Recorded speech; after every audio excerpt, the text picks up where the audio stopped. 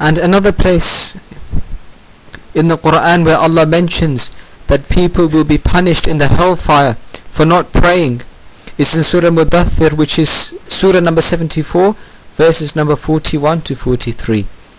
In that verse Allah says, and ask of the sinners, what led you into the hellfire? They will reply, we were not of those who prayed. We were not of those who prayed. So Allah tells us in the Quran in Surah Mudaththir that when the sinners are in the hellfire, they are going to be questioned. They will be asked, why are you in the hellfire? And they will say, we are in the hellfire because we never used to pray. We never used to pray. We are in the hellfire because we never prayed. We abandoned our prayers. So Allah makes it very, very clear in the Quran that if you don't pray, you'll be punished in the hellfire. And brothers and sisters, we all know that the shaitan, and shaitan indeed is our avowed enemy, and he is mankind's worst enemy. And he has sworn, the shaitan has sworn, that he will mislead mankind and that he will lead us into the hellfire.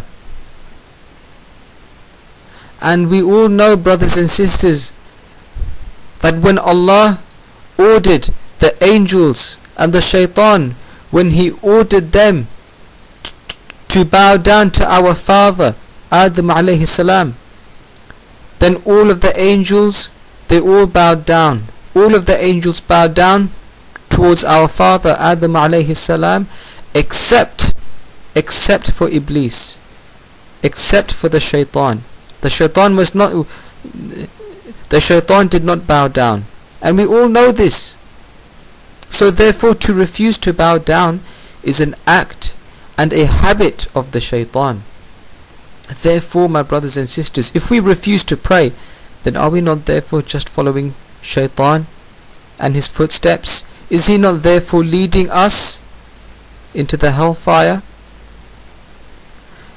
And brothers and sisters, look how many times in the Quran Allah is reminding us again and again and again to establish the prayer. There are indeed numerous verses. There are so many places in the Quran where Allah is reminding us to pray. And I don't really have time to mention, I mean, it's quite tedious to actually mention, to say out all of the verses, but I'll just mention the verse number. One place in the Quran where Allah is telling us to pray is in Surah number 9, which is Surah Tawbah, verse number 71. Another place in the Quran where Allah is reminding us to pray is in Surah number 2, Surah Baqarah, verse number 238. Another place in the Quran where Allah is reminding us to pray is in Surah number 2, verse number 153. Also in Surah number 23, verse number 9. Also in Surah number 33, verses number 41 to 42. Also in Surah number 59, verse number 19. And another place in the Quran where Allah is reminding us to pray is in Surah number 11, verse number 114. Also in Surah number 2, verse number 43. Also in Surah number 9, verse number 5. Also in Surah number 17, verses number 78 to 79. And also in Surah number 15, verse 98. In all of these verses in the Quran, Allah is reminding us to establish the prayer.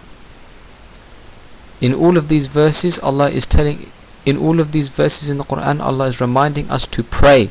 So there are so many verses in the Quran which tell us to pray, which tell us to establish the prayer. Oh brothers and sisters, why do you think Allah is telling us again and again and again in the Quran to establish the prayer? Why do you think this is? It must mean that the prayer is very important. So look how many times Allah is telling us in the Quran to establish the prayer. So many times. And particularly we should not miss the Asr prayer. The Asr prayer is the third prayer of the day.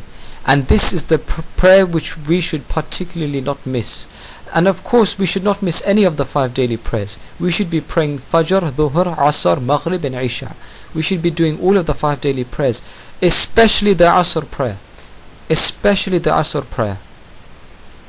The Asr prayer is the most important prayer of the day. And indeed Allah says in the Quran, guard strictly your habit of prayers. This is mentioned in Surah Baqarah, verse number, I think, 238.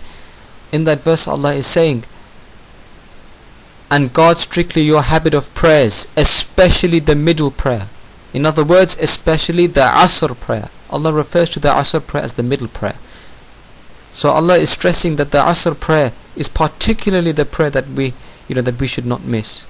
And indeed the Prophet ﷺ said, indeed the Prophet ﷺ condemned those who miss the Asr prayer, and those who deliberately miss the Asr prayer are cursed. They really are condemned.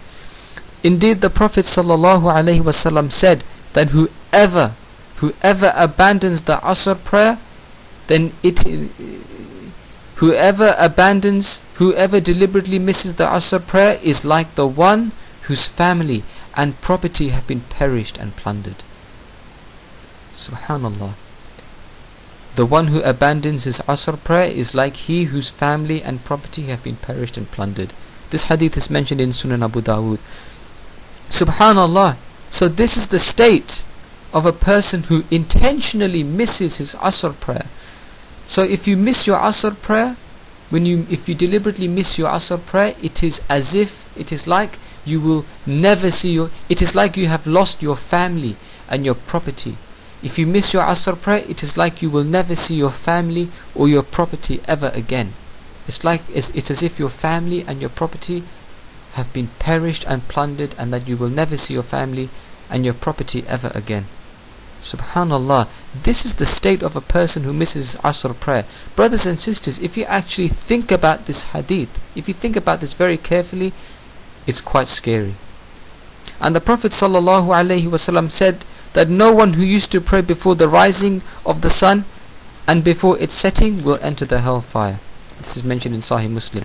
In other words, whoever performs the Fajr and the Asr prayers, particularly those two prayers, whoever performs particularly the Fajr and the Asr prayers will not enter the hellfire.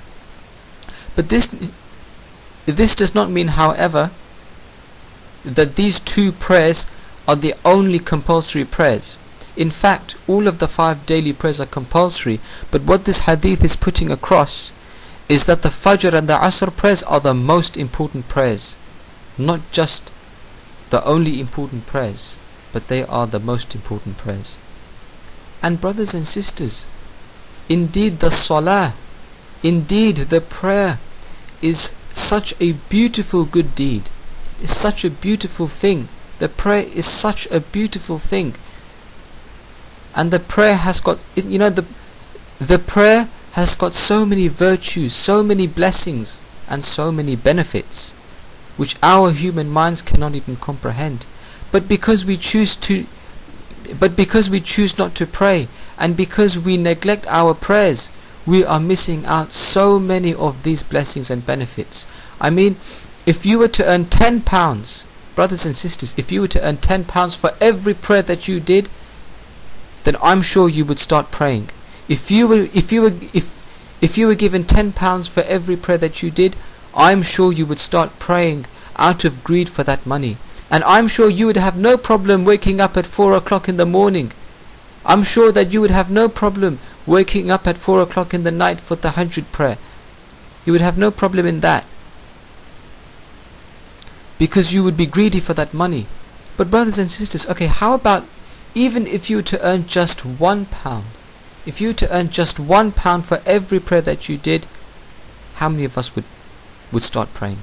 I'm sure we would all start praying, because we are greedy for that money. But the problem with us, however, is that we don't realize that the reward is there. We don't realize that Allah